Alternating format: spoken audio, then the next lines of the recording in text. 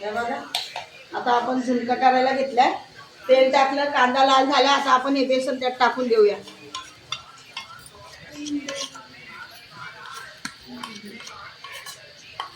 मस्तपैकी आपल्याला झुणका आपला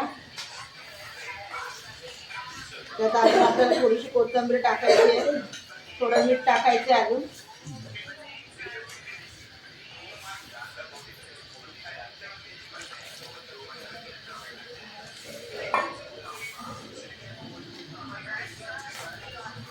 आधी सांगलं काय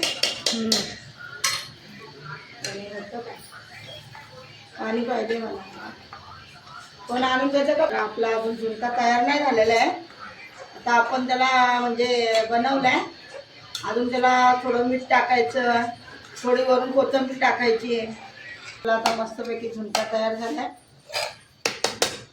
झुणका आणि भाकर, हे आपल्या भाकरी मगाशी दाखवल्यात तुम्हाला. ह्या ज्वारीच्या तांदळाच्या भाकरी आणि ह्या केल्यात बाजरीच्या भाकरी. मस्तपैकी आता या भाकरी आणि बेसन मस्त खायचं थंडीचे.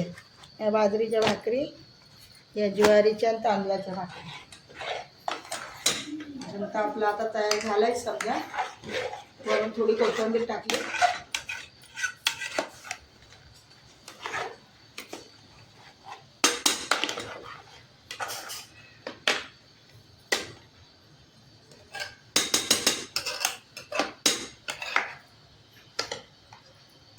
चला आता संपला आपला.